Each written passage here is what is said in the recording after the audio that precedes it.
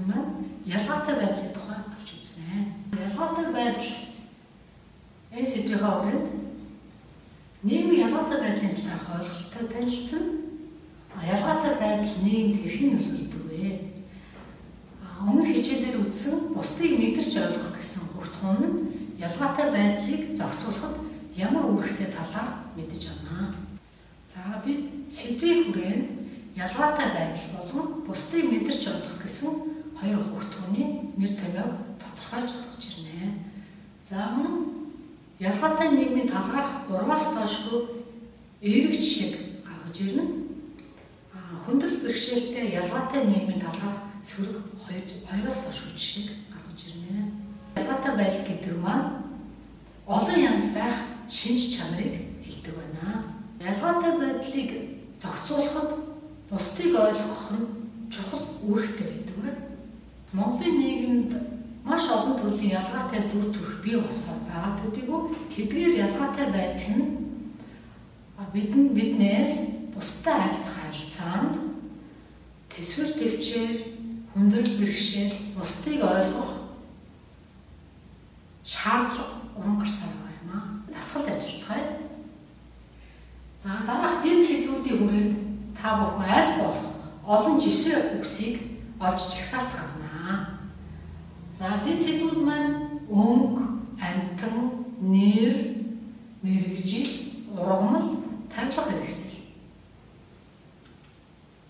За энэ ямар зүйл вэ?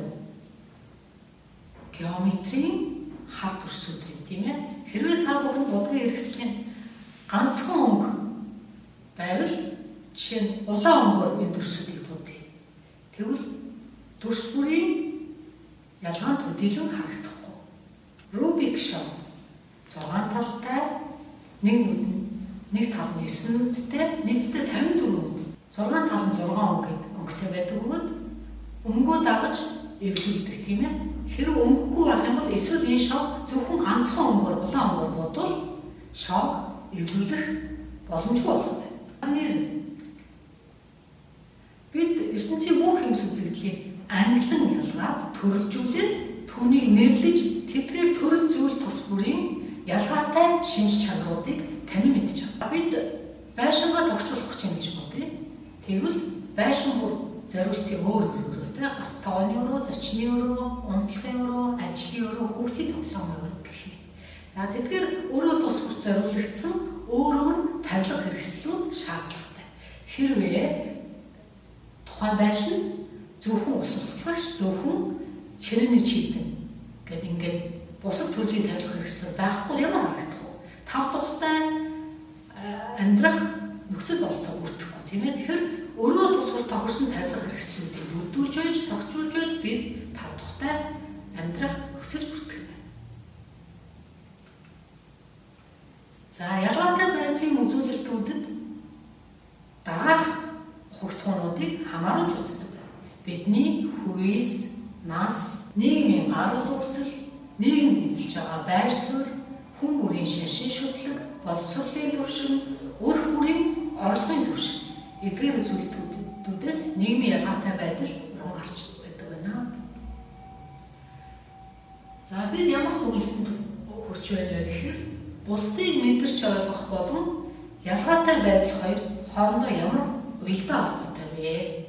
Өөрөөр хэлбэл бусдыг мэдэрч ойлгосноор ялгаатай байдлыг хэрхэн даван туулах вэ гэдэг бол хамгийн гол асуудал гэдэг. Бусдыг мэдэрч ойлгох нь бидэнд одоо ялгаатай дэлхийн ертөнцийн харилцан ойлголцож хамтран ажиллах, харилцан ашигтайгаар хамтран ажиллах, бусдаас суралцах маш өргөн боломжуудыг бий болгож өгч байдаг. Бусдаа ойлголцох мэдрэмжээ хөгжүүлсэний ачаар бид ялгаатай нийгэмд гарч болох хүндрэл бэрхшээлүүдийг даван туулах болдог байна. За хүүхдүүд өнөөдрийн сэдвийн гэрийн даалгавар дараах асуултуудад хариулж бичнэ. Бусдыг мэдэрч ойлгох чадварыг амьдралд хэрэглэх ялгаатай байдлыг хүлээн зөвшөөрч дэмжих нь тухайн нийгмийг хэрхэн хөгжүүлдэг вэ? За дараагийн асуулт. Ялгаатай байдлаас шалтгаалan ямар хүндрэл бэрхшээл гарч болох вэ? За дараагийн асуулт.